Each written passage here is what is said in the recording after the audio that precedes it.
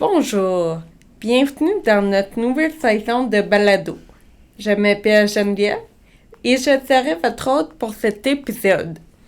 Sans plus tarder, je vous présente mon invitée, Madame Julie Montreuil. Madame Montreuil est co-directrice au Carrefour familial des personnes handicapées. Elle vit en situation de handicap invisible. Tout comme moi, et comme 25% de la population, elle fait face à des défis qui sont malheureusement encore inconnus ou mal compris par la société en général. J'ai bien hâte de m'entretenir avec elle pour connaître son point de vue sur le sujet. Dans ce balado, qui s'intitule « Reconnectons ensemble », nous en apprendrons plus sur les handicaps invisibles.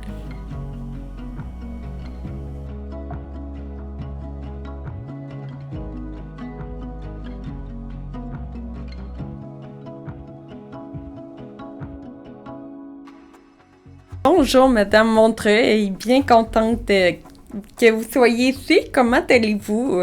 Ça va bien, moi aussi, je suis très contente d'être avec toi aujourd'hui. Donc, avant de débuter formellement l'entrevue, Madame Montreuil, me permettez-vous de vous tutoyer ou vous préférez qu'on en reste aux formalités? Je pense que ce serait vraiment plus simple que tu me tutoies. Merci beaucoup. Donc, avant de rentrer dans le vif du sujet, parle-moi un peu de toi et décris-moi brièvement ta condition de santé. En fait, j'ai plusieurs syndromes. J'ai une maladie, en fin de compte, chronique, qui est l'arthrite psoriasique depuis l'âge de 28 ans. J'ai aussi un syndrome d'Ehlers-Danlos, qui est une maladie du tissu conjonctif, en fait, qui donne de l'hypermobilité, l'hyperflexibilité au niveau des articulations.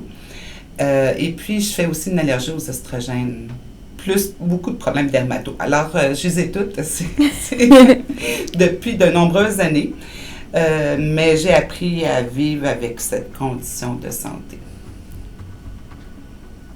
Donc, de ton point de vue, qu'est-ce que ça signifie le handicap invisible? D'abord, il faut voir que le handicap est toujours invisible. Le handicap n'est jamais visible. Qu'est-ce qui va être visible? C'est beaucoup plus qu'est-ce qu'on prend pour pallier le handicap, c'est-à-dire les aides techniques, les aides à la mobilité. Mais en soi, le handicap, c'est vraiment une difficulté d'être autonome et pouvoir se réaliser dans ta vie courante. Ça fait que c'est un concept beaucoup plus qu'une réalité tangible, en fin de compte, le handicap. Alors, à ce niveau-là, tous les handicaps sont invisibles, mais en fin de compte, il y a des handicaps où, justement, il n'y a pas de moyen de pallier, on ne le voit pas. C'est qu'est-ce qu'on appelle communément le handicap invisible. Alors, il ne faut pas non plus faire la différence. Comment je peux dire? Il ne faut pas polariser le handicap visible et le handicap invisible. C'est-à-dire que le handicap pourrait être visible, ça veut dire que quelqu'un pourrait être en fauteuil, c'est visible, on le sait, il y a une aide à la mobilité, mais pourrait être caché aussi une dyspraxie, par exemple, qui est le handicap invisible.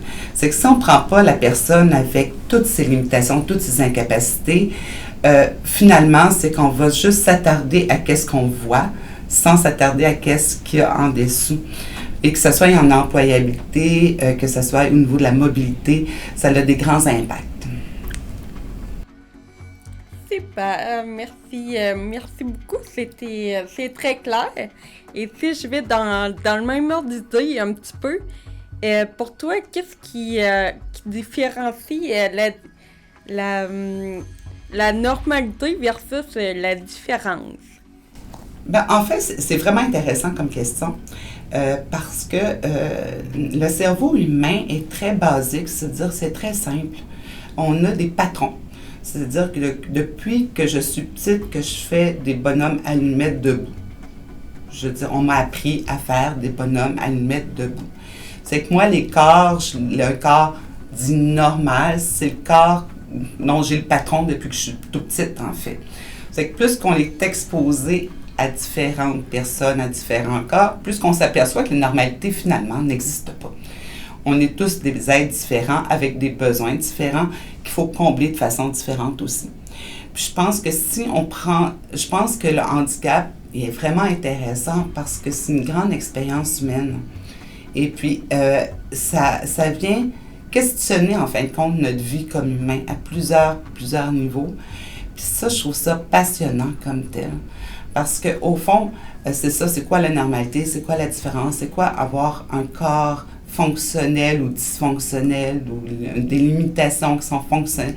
C'est beaucoup d'étiquettes pour dire, en fin de compte, que chacun est différent. Puis chacun peut présenter aussi dans sa vie des épisodes où il y a des choses qui ont fonctionné différemment. Je veux dire, on peut le voir, je veux dire, une femme enceinte a des besoins différents qu'une femme qui ne l'est pas. Un homme vieillissant va avoir des besoins différents d'un homme jeune. Alors, toutes les personnes ont des besoins différents. Et je pense que la fameuse inclusion dont on parle tout le temps, c'est justement de prendre la peine d'écouter les besoins des gens. Puis on peut, à partir de ce moment-là, faire une société beaucoup plus accommodante et où chacun va trouver sa place pour pouvoir se réaliser. J'adore ta réponse. Merci beaucoup. C'était très clair, très précis. Merci énormément. Maintenant, peux-tu me nommer, toi, dans ton quotidien, tu dois rencontrer des défis, c'est ça, chez toi ou au travail. Donc, est-ce que tu pourrais me donner un exemple? Mais en fait, les défis d'ordre d'accessibilité ont été vite réglés au travail. Je veux dire, j'ai des bureaux qui sont accessibles, c'est vraiment facile. Et puis, j'ai tout adapté mon bureau, que ce soit au travail ou à la maison, pour que j'aille moins de douleur, que ce soit plus confortable, j'ai une reconnaissance vocale. Il y a eu quand même beaucoup de modifications qui ont été faites. Où c'est plus difficile, puis là encore, on tombe dans le domaine de l'invisible, c'est vraiment de respecter ses limites. Et c'est encore un grand défi à 55 ans. J'y arrive pas encore. C'est vraiment un travail de tous les jours parce que c'est certain que dans mon cas, dès que je suis fatiguée, l'arthrite apparaît, ça fait que je deviens encore plus fatiguée. C'est comme un cercle vicieux. C'est qu'il faut jamais que j'arrive à l'épuisement. Mais il y a des choses il y a des choses dans la vie qui font que quelquefois, on n'a pas nécessairement le contrôle sur ça. C'est que c'est sur la façon de réagir à ces événements-là qui vont faire que si je me respecte ou je me respecte pas. Mais je ne suis pas encore rendue la spécialiste, honnêtement, là. Je pense que je pense que c'est encore ardu, dans mon cas, de respecter mes limites. Puis aussi de les imposer aux autres, parce que c'est une chose de les respecter, c'est autre chose de dire non. De dire non, je peux pas. D'avoir l'impression de ne pas être loyal, d'être fidèle. Tu sais, à tes amis, tu dis non, regarde, je suis vraiment trop fatiguée, je peux pas y aller ce soir, mais tu sais, t'es déchiré parce que tu as envie de les voir, mais tu sais que non, finalement, c'est pas une bonne idée, t'es mieux de rester couché avec ton chat. Mais c'est ça, c'est vraiment le respect des limites physiques, puis de la fatigue, de la douleur, c'est vraiment des éléments qui sont encore difficiles. Oui, de mettre ses limites, c'est quelque chose qui n'est pas toujours évident envers soi-même. C'est ça, c'est plus facile, mais imposer ses limites pour les autres, fait qu'ils ne comprennent pas qu'il manque encore de sensibilisation dans notre société. Ben, c'est plus dur de se faire entendre, mais ta réponse était très claire. Merci beaucoup. Et t'en as parlé un petit peu, c'est ça, au niveau de l'adaptation qui a été faite dans tes bureaux pour vraiment pallier à tes douleurs. Mais est-ce qu'il y a d'autres choses que tu as dû adapter dans ta réalité? Puis si oui, est-ce que tu peux nous nommer un exemple d'adaptation? Oui, moi en fait, je vis toute seule par choix. Et puis, ma cuisine, en fait, ma cuisine n'était pas accessible du tout. Puis, j'ai eu vraiment des gros problèmes à la marche pendant un grand bout de temps. Alors, j'étais obligée de prendre le déambulateur, puis je rentrais même pas dans ma chambre de bain. C'était vraiment problématique. Et puis, je me suis aperçue que, effectivement, dans ma cuisine, je n'étais pas capable de me faire à manger avec le déambulateur. Il fallait que je fasse un choix. Puis moi, faire à manger, c'est vraiment important dans ma vie. Là. C'est vraiment un c'est un gros centre d'intérêt. Ça fait que je me voyais vraiment, là, je perdais, là, tu sais, en fin de compte, du plaisir dans la vie. Puis ça, du plaisir, c'est important. Alors, j'ai demandé à mon propriétaire de refaire ma cuisine. Puis même, j'ai accepté de payer un petit peu plus cher de loyer, puis de vivre dans les travaux pendant 3 mois, mais de refaire ma cuisine à mon goût, avec l'espace pour un déambulateur. Ça fait qu'il fallait faire venir une designer, puis on a regardé ça ensemble pour maximiser l'espace, puis pour avoir des tiroirs qui se tirent, de ne pas être obligé de m'étirer tout le temps pour aller chercher des objets. Ça fait que oui, il y a eu un gros travail de fait. Et je dois dire, je pense qu'à chaque matin que je me lève, que je regarde ma cuisine, je suis contente. Ça a été vraiment un oui, ça a été un gros bénéfice dans ma vie. Ça, puis d'accepter aussi les aides techniques, là. Je veux dire, à un moment donné, il faut arrêter de combattre. Puis que, effectivement, ça m'aide, moi, à me rétablir. C'est-à-dire, le déambulateur, c'est sûr que c'est un peu plate, mais quand je le prends peut-être pendant 2 ou 3 mois, après ça, je vais mieux, parce que ça permet, là, de décharger le poids sur les hanches et tout ça. Ça fait que de ne pas avoir peur d'aller prendre les aides techniques et les aides à la mobilité.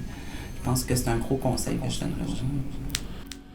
Wow, merci beaucoup et bravo d'avoir su nommer tes besoins, justement pour tes facilités à ton quotidien, faciliter justement faire à manger, à pas t'enlever ce plaisir que tu as, qui fait partie de tes valeurs, je n'en doute pas.